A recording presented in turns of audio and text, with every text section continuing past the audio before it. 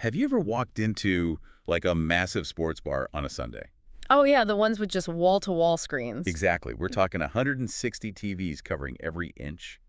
And, have you ever wondered how they all stay perfectly synced up without devolving into complete visual and auditory chaos? It is definitely one of those modern miracles you just never notice until it breaks. Right. So welcome to this deep dive, where you and I are going to explore the hidden AV infrastructure that prevents that chaos. Yeah. We're using a massive architectural catalog from an AV retailer called HDTVSupply to map out exactly how this hardware works. Yeah, because before you can even think about sending video to a massive wall of screens, you have to establish absolute unwavering synchronization. Okay, let's unpack this, because the way they solve it is just They fascinating. use a highly specific piece of hardware, right? Right, the DataVideo NTP-100 network time protocol to linear time code module. Which is quite a mouthful. Yeah, huge mouthful. But think of it like this. Getting the time from the internet is sort of like getting a text message saying, meet me at noon.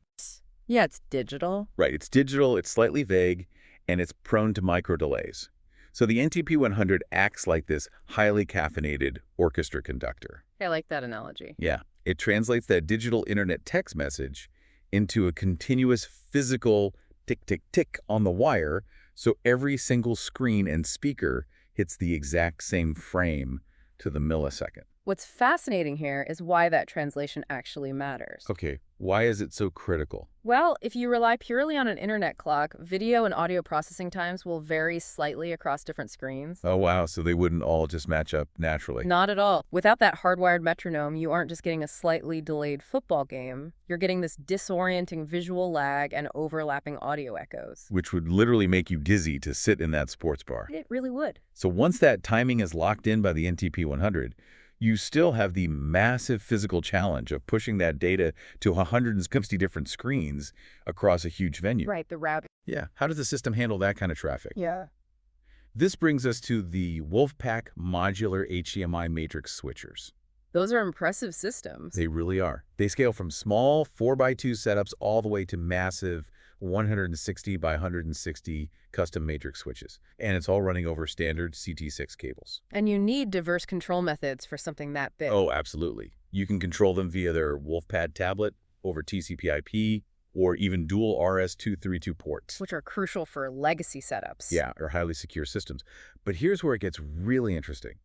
And I want to push back a little here. Okay, go for it. Isn't a matrix just a giant glorified HDMI splitter? Oh, see, that is a very common misconception. But the distinction is really the core of this entire infrastructure. Wait, really? How so? Well, a splitter is basically dumb. It just blindly duplicates one signal to every screen. Okay. A matrix, on the other hand, allows any specific input to route to any specific output simultaneously. Oh, I saw. Yeah, so you could have 160 different cable boxes going to 160 different TVs.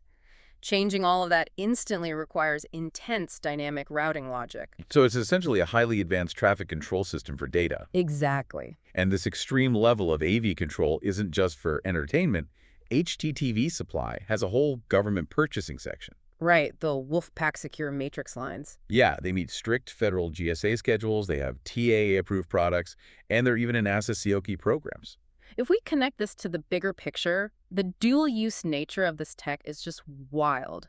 The exact same hardware principles routing a Sunday football broadcast are utilized by NASA Mission Control and secure federal facilities. So what does this all mean for you listening right now? It means the tech is everywhere. Yeah, the next time you look at a giant video wall, you are actually looking at a marvel of precision timing modules and massive matrix routers. It does raise an important question, though. What's that? If both our entertainment and our highly secure government facilities rely on these physically wired centralized AV matrices, how vulnerable are these impressive visual networks to a single point of failure in their master timing modules? Oof, that is a slightly terrifying thought to leave you with. If that one module hiccups, does the whole synchronized illusion come crashing down? Something to think about.